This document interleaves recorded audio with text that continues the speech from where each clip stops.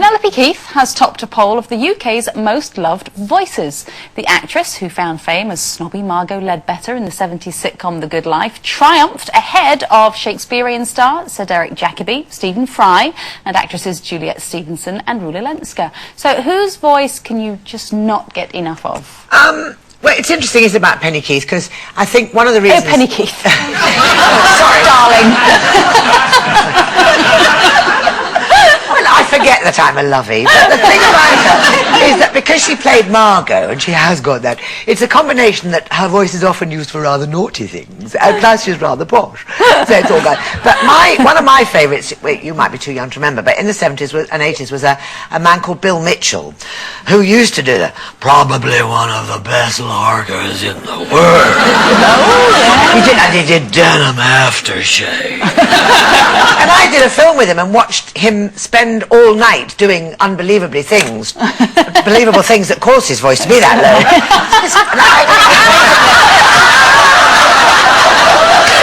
I was very impressed. I remember him very fondly. I love this woman. In fact, the one for me is Lynda Bellingham.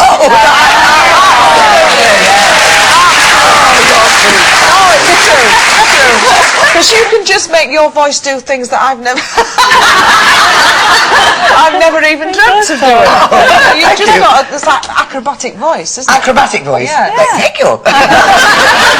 One of my favourites is, well, you know, I've sort of been brainwashed into being quite into golf over the last 4 years with my husband, and we went to Turnberry to the Open a couple of weeks ago, and it was absolutely brilliant. Kids loved it, but the only thing missing was, because we weren't watching it on the telly at home, you missed the experience of Peter Alliss and Sam Torrance doing the commentary, and I love their voices so much. I think especially Sam Torrance. Listen to this.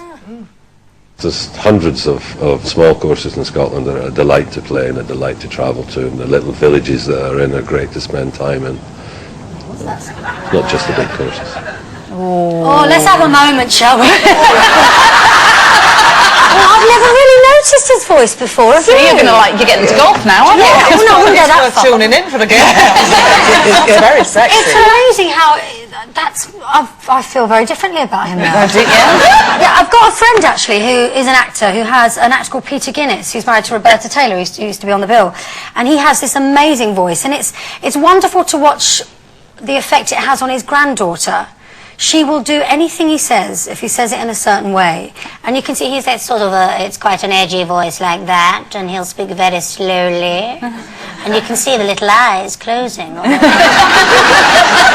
She has to go to sleep, he says. We're going to talk about going to sleep, and she's gone. Lovely. I love to have that kind of a powerful kind of... It is. I've got that with my mum, actually. She's got a lovely... Because I live with my mother, I don't know. Don't clap me, don't encourage that.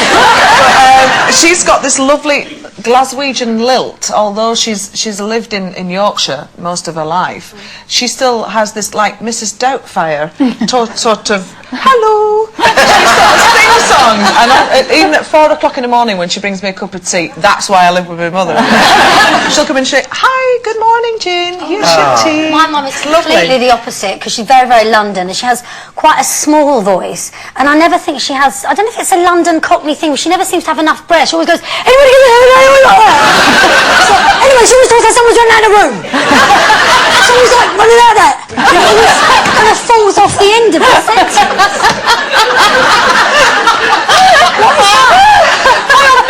And it just really puts you on edge. You can imagine bringing a cup of tea. Here's a cup of tea, 9 in the morning.